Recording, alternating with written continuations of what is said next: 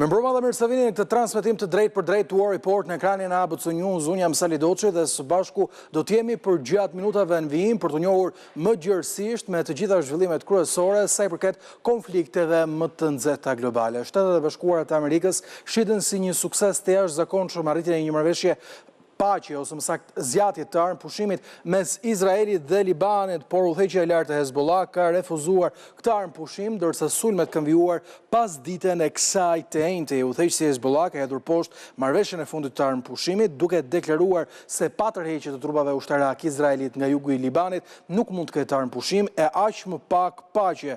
Ndërkohë Bashkimi Evropian, i cili kërkon të shohë një situatë stabil në rajonin e lindjes mesme, menjëherë pas njoftimit për arritjen e zgjatjes marrëveshjes së armë pushimit, njoftoi 100 milion euro për ushtrinë e Libanit për ta financuar atë me mjete dhe artilleri të ndryshme nëpërmjet një njoftimi që u dha nga Kaja Kallas. Fuqitë perëndimore kanë kërkuar prej kohësh që të jetë ushtria e Libanit ajo e cila merr përgjegjësinë për sigurinë në jug të vendit, duke eliminuar kështu Hezbollah, një grup militant të mbështetur nga ana e Iranit. Ndërkohë, Donald Trump duket se po përballet me pasoja politike për luftën e Iranit. Çështja mbi këtë konflikt po kthehet tashmë në një çështje politike në Shtetet e Bashkuara të Amerikës, pasi dhoma e përfaqësuesve miratoi një rezolutë e cila kërkonte që Donald Trump të marrë leje më parë nga Kongresi nëse do të vendosë të sulmojë Iranin. Nëpërmjet një postimi në Truth Social, Trump shkroi se kjo votë kundra luftës është e pakuptimt, duke goditur më shumë 4 republikanët të cilët e tradhtuan atë, e duke thënë se ata janë njerëz të cilët duhet turprohen nga vetja, sepse gjithçka që po e bëjnë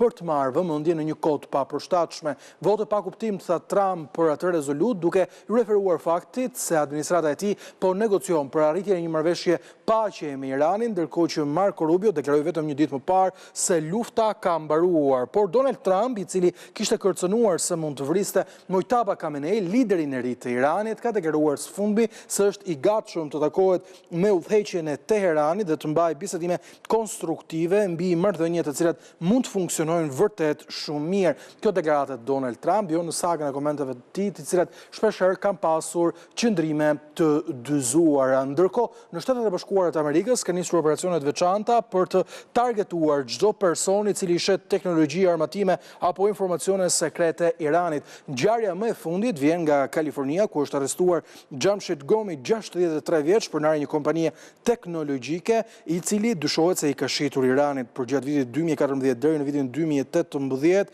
dërgimin ilegal të më shumë se 250 tonëve metrik pajisje me rrjetat kompjuterike, duke shitur kështu teknologjinë e Shteteve të Bashkuara, ndërsa diçka e tillë sankcionohet mjaft mirë nga ligji amerikan për të mos lejuar shitjen e teknologjisë amerikane ndaj shteteve të cilat Shtetet e Bashkuara i kanë quajtura sponsor të terrorizmit, njësoj siç ka ndodhur edhe me anën e Iranit. Ndërkohë, nga ana tjetër, raportova vetëm një ditë më parë sulmin e përgjakshëm në aeroportin e Kuvajtit, ku humbi jetën një person, u plagosën 63 të tjerë dhe solli një përplasje diplomatike mes Kuvajtit dhe Iranit. Autoritetet atje kanë publikuar pamjet dhe momentin kur një dron Shahed arrin që të godas aeroportin e tyre, duke treguar kështu dëshmi të qarta të agresionit të Teheranit. Është ky momenti kur një dron Shahed i Iranit ka arritur të godas çatin e aeroportit, duke shkaktuar kaos, por gjithashtu edhe persona të lënduar. Informacioni i fundit të cilin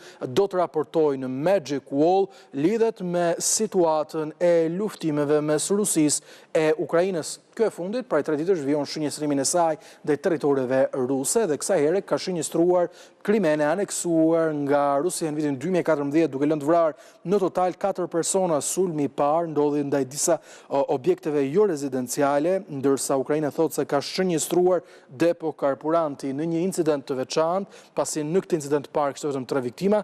Ishte një sulm ndaj një treni i cili sipas skeve zyrtar po transportonte armatime dhe municione në vijën e frontit, e ku përpasoj, si pasojë e goditjes, ka humbur jetën një person, duke çuar në 4 numrin total të viktimave nga kjo ngjarje.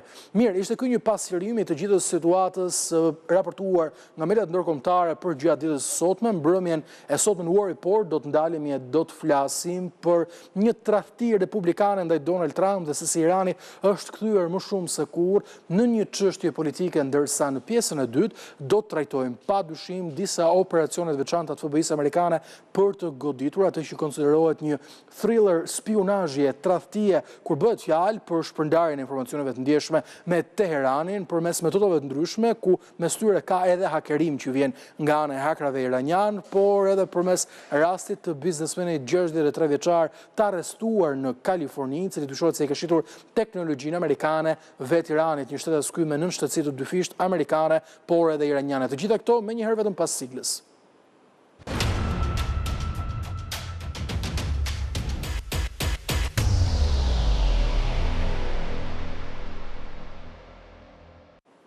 Si shteksova edhe pak më parë, Irani po kthehet në një betejë politike kur bëhet fjalë për Shtetet e Bashkuara të Amerikës dhe qëndrimin e ndarë mes republikanëve dhe demokratëve për të analizuar të gjithë situatën dhe një rezolutë e cila padyshim tregon shumë për pushtetin e Donald Trump. Për sot me jam në studio me kolonel Samin Ezerin, kolonel më mbrëma kënaqësi të kem program.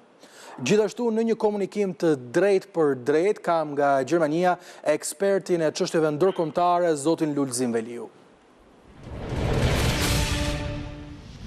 Zoti Veliu, më mbrëma kënaqësi të kem program. Përshëndetje, faleminderit për ftesën. Mirë, do të ndalemi në nisje të programit në një kronik për të kuptuar më shumë atë çfarë ndodhi në dhomën e përfaqësuesve e për të kthyer në studio për të diskutuar.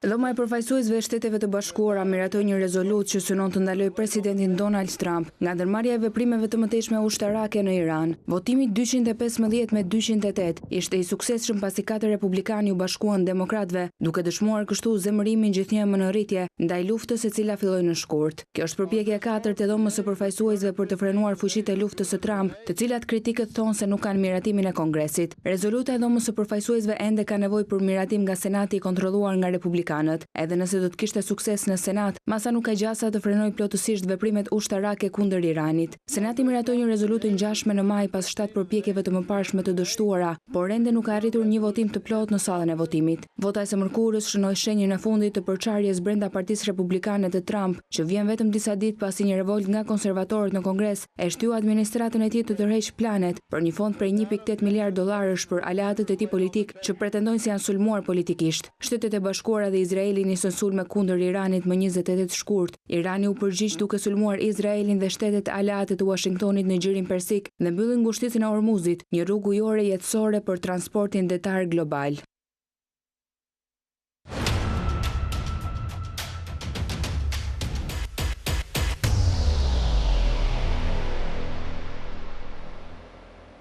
Mirë, ishte ky materiali përgatitur nga kolegja Klodiana Agaj. Profesor, kolonel, të ndalemi së bashku për të kuptuar edhe pak më shumë një rezolutë e cila parimisht nuk ka fuqi politike, sepse do duhet kalojë më pas në Kongres për të shkuar në tryezën e Donald Trump, por një rezolutë e cila tregon se ka një qëndrim të unifikuar politik kur bëhet fjalë për përfundimin e luftës me Iranit. Nëse në javët e shkuara ishim mësuar që një betejë politike e cila ndante republikanët nga demokratët, tashmë janë edhe republikanët, 4 republikanë cilët kanë tradhtuar Donald Trump duke treguar se kjo situatë duhet të marrë fund dhe se Donald Trump nuk mund godas më pa marrë një miratim të Kongresit. Çfarë po ndodh në skenën politike amerikane?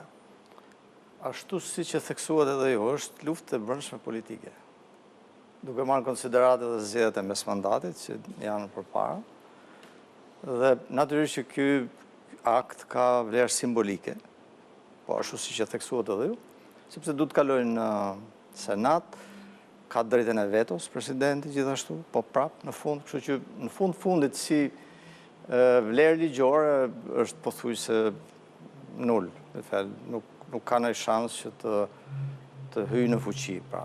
Por çështja është që duan që të bëjnë një paralelizëm, pra është luftë politike, dhe paralelizëm dhe me një akt të tillë në viteve 70 që bëhet fjalë për luftën në Vietnam.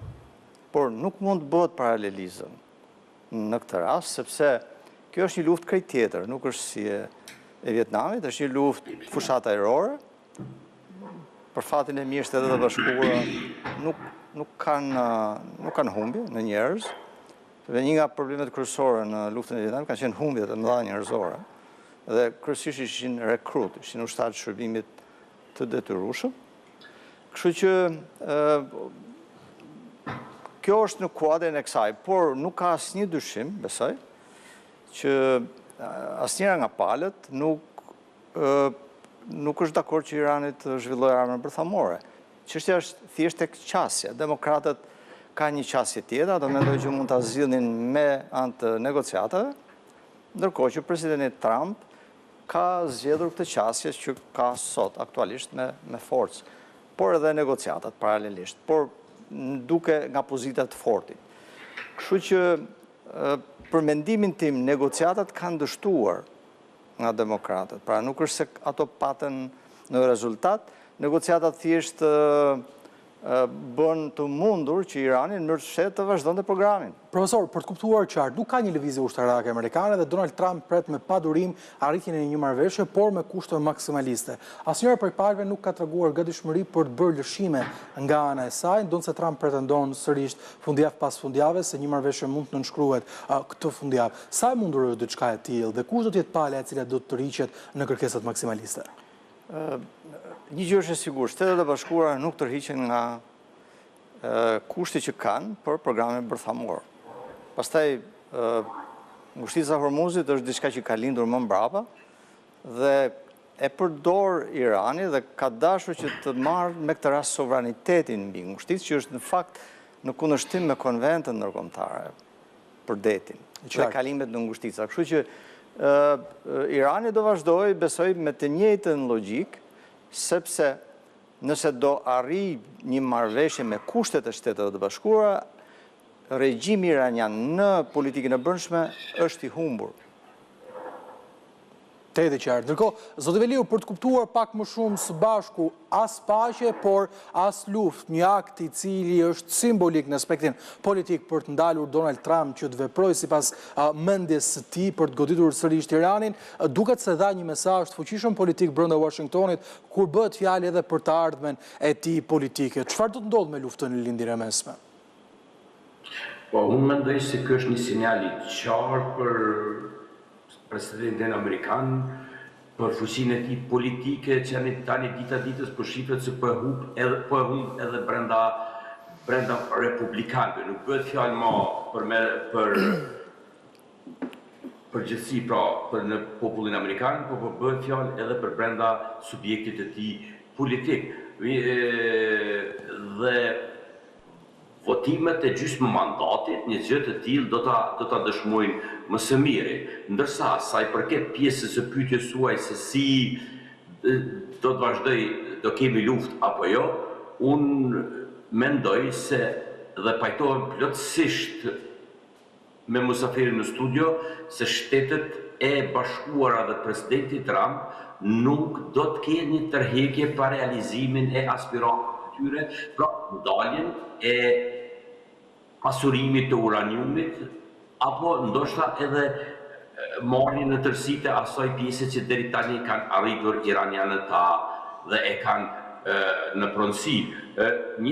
Si një nga opsionet e mundshme që është folur ditë më parë dhe mund të jetë e realizueshme që uraniumi të kalojë dhe të ruhet në Rusi. Pra, në negociatat tashme, ndoshta kjo do të ishte njëra nga mundësitë kur iranianët do të pranojnë një ofertë të tillë për të përfunduar luftën dhe për t'u rikthyer normalitetit.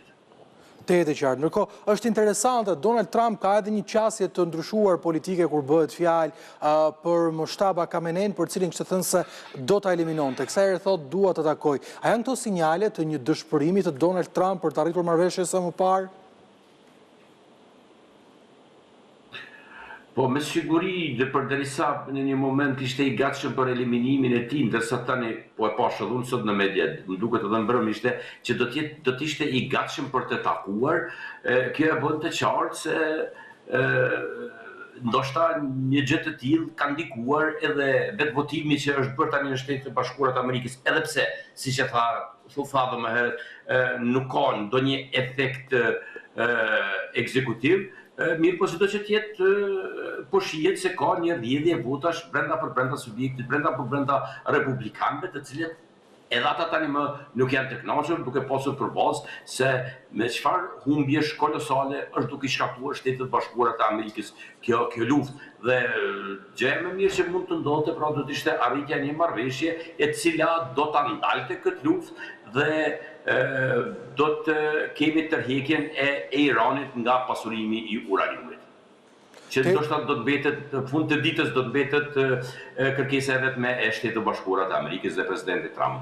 Pra, ju mendoni se do të ketë një dorëzim të Amerikës kur bëhet fjalë për kërkesa të tjera si ngushtica e Hormuzit apo çështja e programit të raketave balistike i cili është përmendur po ashtu? Po, dialog pa kompromis nuk ka. Dhe në fund të ditës, në qoftë se po flasim për një dialogim mes të dy vendeve, po flasim për një takim të mundshëm ndoshta edhe me Khamenein, atëherë duhet të ofrojë edhe vetë diçka Trumpi në tavolinë. Pra, ajo që nga e cila nuk do të tërhiqë Shtetet Bashkuara dhe presidenti Trump është pasurimi i uraniumit, ndërsa ngushtica e Hormuzit është territor sovran i Iranit dhe duhet të mbetet si i tillë. Pra ju thoni ngushtica e Hormuzit është territor sovran i Iranit, ndërkohë ato janë ujëra ndërkombëtar, pra nuk mund të njihet sovraniteti, pasi do të kishte ndikim të drejtë për drejtë në ekonominë botërore. Po ngushtica e Hormuzit është tërësisht në kufirin e Iranit. Ujëra ndërkombëtare që kalojnë pikërisht në kufirin iranian dhe pikërisht është ajo që e ka bërë Iranin që tani edhe vendosi dhe taksa për kalimin, kemi pasur raste kur ka pasur ndalesa për anijet e tjera, ndërsa ato kineze kanë pasur drejtën e kalimit në atë zonë dhe si të tilla duhet i kthehet ajo siç ishte para fillimit të luftës. E qartë, ndërkohë, profesor, për të ndalur dhe për të kuptuar së bashku një tjetër element dhe të ndajmë bisedën në dy drejtime të ndryshme. E para, nëse ka një tërheqje të Donald Trump kur bëhet fjalë për çështjen e ngushticës së Hormuzit, a nuk kupton diçka e tillë, një përfshirje de facto të Europës në këtë konflikt apo në zgjidhjen e këtij konflikti dhe pyetja e dytë, padyshim më e rëndësishme, a jemi de facto përballë faktit se Trump nuk mund të arrijë një marrëveshje më të mirë se sa administrata Obama? Sa i përket pyetjes parë, Irani në fakt po mundohet që të vendosë sovranitetin mbi ngushticë. Që siç e thamë është në kundërshtim me konventën. Pra gjitha ngushticat në gjithë botën shërën dakord në OKB ka një konvent ku është e drejta kalimit paqësor. Dhe në këtë rast Irani po mundohet që ta bëjë pjesë të territorit vet. Pra dhe çështja nuk është thjesht tek ajo taksa që do marri. Po është thjesht që do ta përdori pastaj si një armë, si një mjet presioni. Sepse aty kalon një pesta, le të themi, energjisë botërore. Kështu që natyrisht që nëse nuk do arrihet një marrëveshje, do përfshihen të gjithë aktorët që kanë interesa madje edhe unë besoj që edhe Kina nuk është e kënaqur me situatën që Irani mund të tenton që të ushtrojë suverenitet mbi këtë ngushticë. Ta privatizojë kuptimin. Një blokadë amerikane. Po, çështja është që janë disa shtete, rrotull Irani, që kanë bërë marrëveshje bilaterale. Ndër to është edhe Pakistani.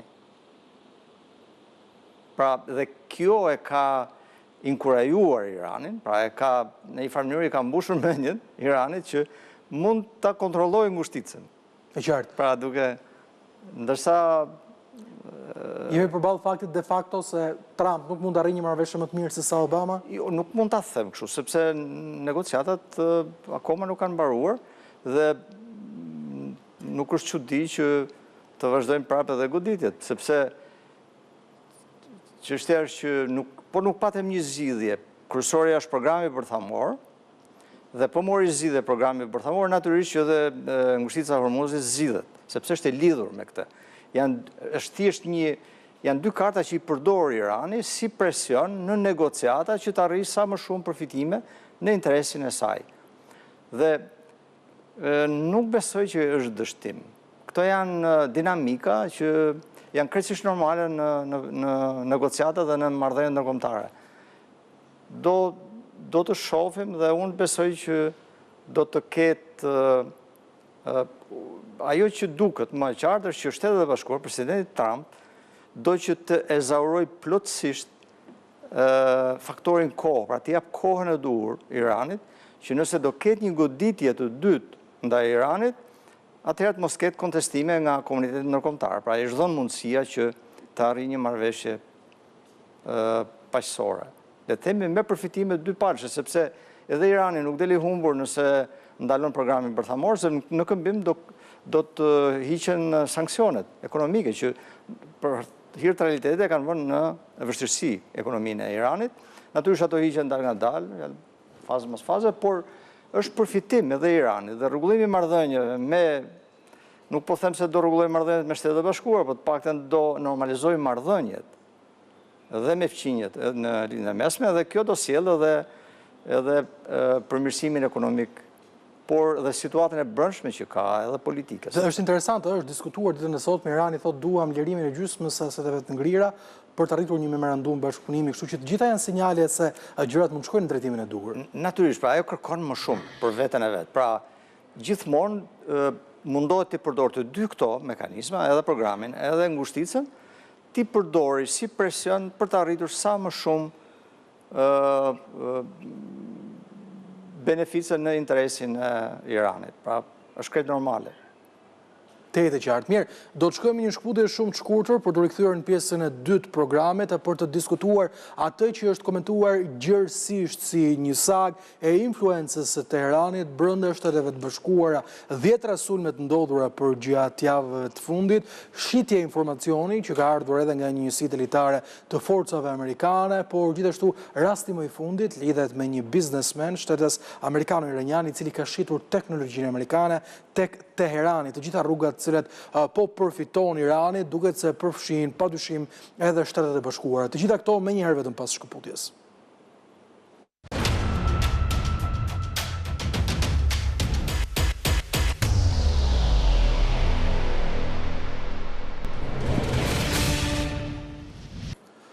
Xhami Shgomi, një 63 vjeçar, shtetas amerikano-iranian, u arrestua nga autoritetet në Kaliforni.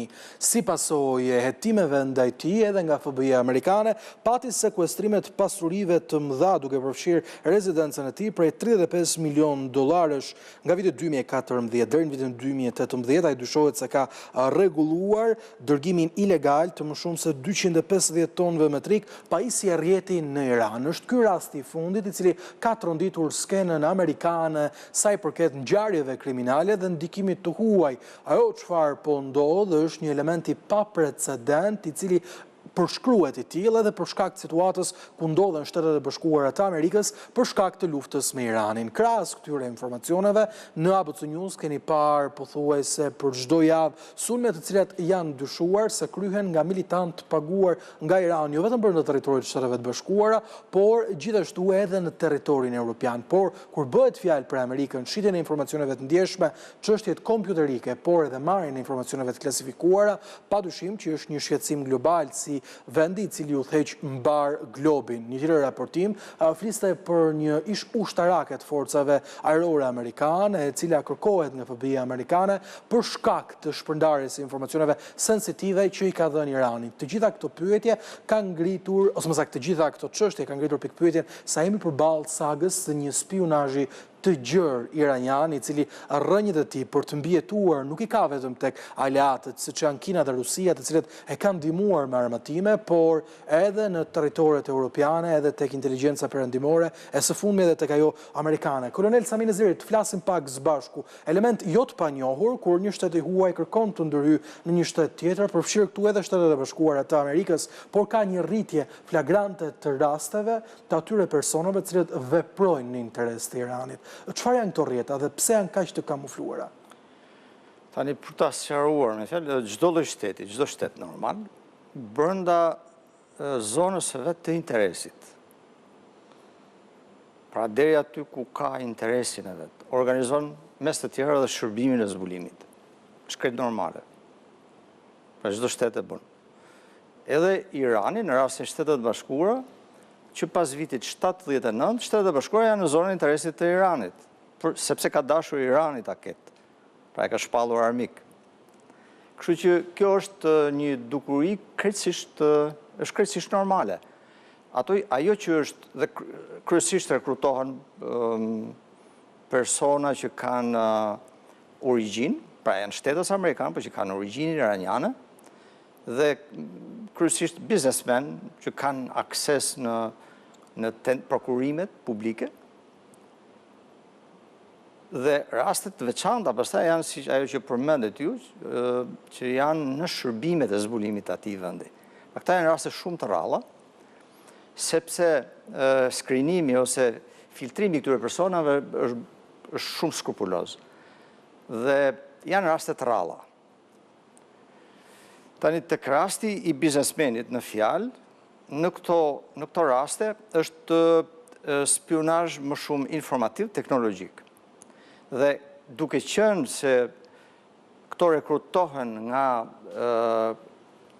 klasa biznesmenve, pra krijon kompani, ka akses në prokurimet publike dhe merr ose kërkon hyn në prokurime për të blerë teknologji sensitive, atëherë këtë transferon tek vendi që është i interesuar, në këtë rast Irani. Këto lloj materialesh, siç i përmendet edhe ju, janë materiale që lidhin kompjuterat. Pra janë aksesorët që përdoren rutera, gjërat e tillë që përdoren. Rrjetat kompjuterike, pra njësitë të cilat përdoren për informacione, për darjen e informacioneve të veçanta. Kanë bërë me kriptimin, pra gjithë lloj pajisjesh, këta janë pajisje që konsiderohen me përdorim dyfisht. Dhe përgjithsisht ka rregulla, ka lista kontrolli, për Bashkimi Evropian ka një listë kontrolli, që quhet kodi sjelljes, Code of Conduct. Dhe ka një listë. Po kështu është një listë tjetër, Weissenau Arrangement që quhet, dhe gjitha këto janë të renditura materiale që janë me përdorim të dyfisht, që mund të përdoren përdorim civil, por kthehen dhe përdorim ushtarak. Në rastin e Iranit tani, të kthehemi, gjithë këto materiale janë përdorur edhe për qëllime ushtarake. Pra janë përdorur edhe për programin e raketave balistike në Iran, janë përdorur edhe për sistemet e armatimeve të tjera. Pra gjithë këto gjëra që janë importuar dhe importimi ose nxjerrja e tyre bëhet nëpërmjet brokersve, nëpërmjet ndërmjetësve.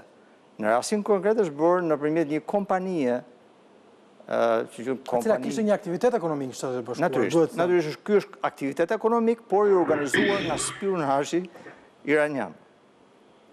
Dhe janë përdorur kompani guask, si quhet, në Emiratet e Bashkuara. Pra, fillimisht transferimi bëhet i ligjshëm mes Shtetet e Bashkuara dhe Emiratet dhe pastaj nga atje kalohet në Iran. Ose ka dhe pastaj ka forma të tjera, bëhet shkëmbimi edhe në det anije me anije dhe pra ka gjithë format sofistikuara plot forma çitjes së kësaj teknologjie. Dhe raste të tilla ka plot. E qartë.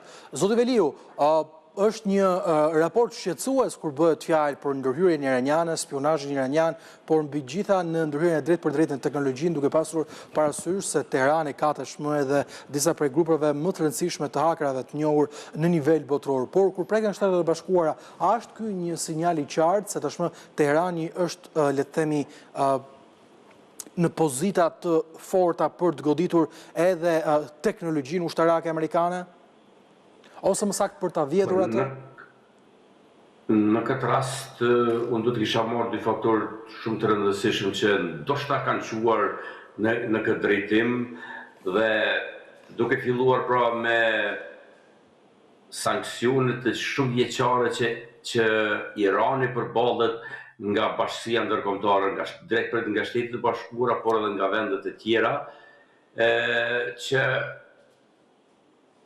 ne një gjë nuk duhet harrojmë që në vendet diktatoriale, vendet me regjime shumë vjeçare, siç është edhe Irani, një pjesë të fuqisë së tyre e kanë të drejtuar edhe te agjencitë informative që njihen tek ne apo tek spionazhet që i kanë, dhe ata kanë shfrytzuar më së miri këtë përmes një shtetasi amerikano-iranian.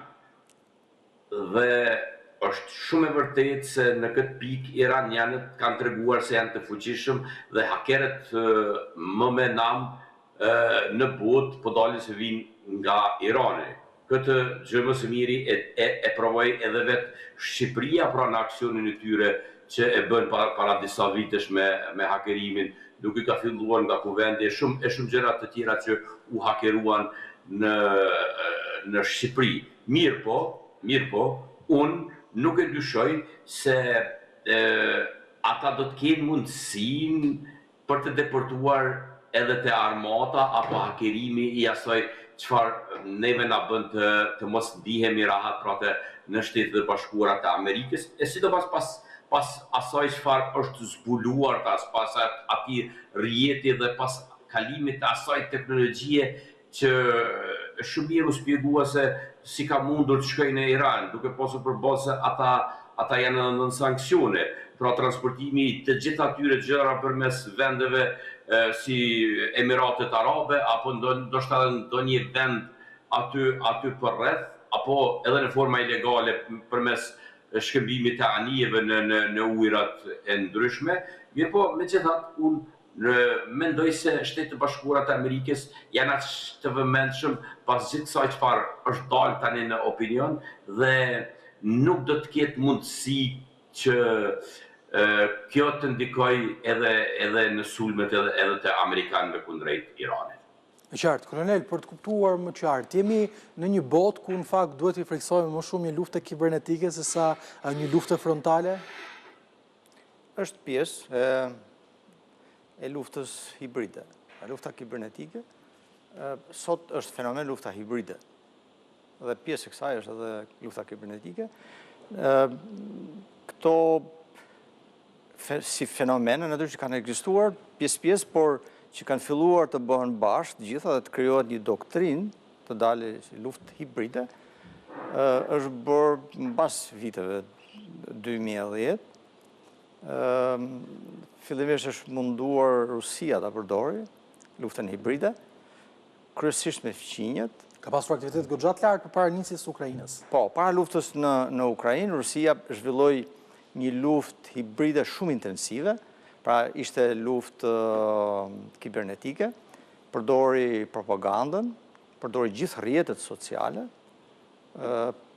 përdori deri tek krijimin e problemeve në vatrave të tensionit në vende të ndryshme, ka qenë Ballkani, po të kemi parasysh para luftës, para se të fillonte agresioni në Ukrainë, në Ballkan ka pas shumë probleme. Ka patur në Maqedoni, në Maltëzi, në Bosnjë, në Shqipëri, tensione. Pra gjitha këto ishin të financuara në kuadrin e kësaj lufte hibride, pra që Evropa, perëndimi të merrej me këto vatra tensioni, ndërkohë që ajo të bënte atë që donte të bënte në Ukrainë. Kështu që edhe lufta kibernetike është pjesë e luftës hibride. Dhe kjo është pjesa më vështirë, sepse kundërshtari nuk e ke përballë, pra nuk është një luftë klasike, është një luftë që duhet të jesh i vëmendshëm dhe i përgatitur nga gjitha pikpamjet. Është shumë vështirë të dallosh në luftën hibride se kush është i mirë dhe i keq, është e vështirë. Dhe përgjithsisht po të shikohen, luftohet edhe për të manipuluar. Pra masat në interesin e një objektivi të caktuar nga një shtet që ka interes në shtetin. Interes caktuar, interes kishbërës. Kështu që lufta kibernetike natyrisht është shumë, ka shumë vlerë. Ne kemi përjetuar, Shqipëria ka përjetuar, ka qenë viktime luftës kibernetike nga Irani, pakten nga Irani ka patur disa herë, dhe për këtë arsye janë marrë ato masat, pastaj gjithë perëndimi është fokusuar tek vendet e aleancës që kanë patur dobësi në mbrojtjen kibernetike. Dhe tani mund të thuhet që Shqipëria në fakt është në ndër vendet e mirë mbrojtura, fal edhe asistencës së Shtetet e Bashkuara. Nuk është e dukshme, nuk është publike, në fakt nuk bëhet kjo gjë publike, por ka ekzistuar menjëherë një program amerikan që është marrë në gjithë Evropën lindore për të forcuar mbrojtjen kibernetike. Dhe kapacitet kibernetike. Dhe një nga këto vende ka qenë edhe Shqipëria. Dhe besoj që ky program është ende në zhvillim. E qartë. Zotë Veliu, paralelisht me investimet ushtarake, sa të rëndësishme janë investimet kibernetike? Ju pyes sepse vendi ku ju jetoni, Gjermania, ka pasur një rritje në nivele rekordet shpenzimeve ushtarake dhe sigurisht pjesë e luftrave me cilat po përballemi janë jo vetëm pasojat e lindjes mesme apo Ukrainës, por edhe sulmet hibride dhe hakerimet. Është nëse vërtet edhe që tha parafol si koloneli, pra se Shqipëria ka qenë prej atyre sulmeve dhe tani mund të llogaritet si njëra nga vendet me siguri më të lartë kibernetike. Është një gjë shumë e rëndësishme në kohën në të cilën ne po jetojmë. Nuk është vetëm koha e internetit, po është edhe koha e inteligjencës artificiale dhe ruajtja kibernetike ka një rol të veçantë edhe në mbrojtjen, pra në aspektin të mbrojtjes kombëtare. Mëse e vërtet se kohën e fundit Gjermania ka bërë një investim të madh, është duke bërë një investim të madh dhe është bërë mirë që një gjë të tillë po e bëjnë, jo vetëm gjermanët, po edhe në tërësi evropianët dhe në këtë pikë mund të them se një rol të veçantë ka luajtur presidenti i Shtetit të Bashkuara të Amerikës me ato kushtet dhe ndalisat që i u vendosi vendeve anëtare të NATO-s dhe aktualisht sipas disa statistikave llogaritet se Gjermania është vendi i 4 në botë për nga investimet në mbrojtje. E qartë, pra të gjitha dinamikat cilat japin një mesazh shumë qartë. Mirë, Zoti Veliu, kënaqësi të kisha mbrëmjen e sotme në program. Kolonel Neziri, ishte kënaqësi t'ju kisha mbrëmjen e sotme në War Report. Kemi mbritur kështu në fund të programit edhe për mbrëmjen e sotme. abcnews.al është adresa ku informoheni në kohë reale për të gjitha zhvillimet e fundit nga vendi, rajoni e bota, por padyshim mund të na ndiqni në çdo kohë edhe nëpërmjet radios ABC në 105 FM. Faleminderit për vëmendjen tuaj, bashkë natën e mirë.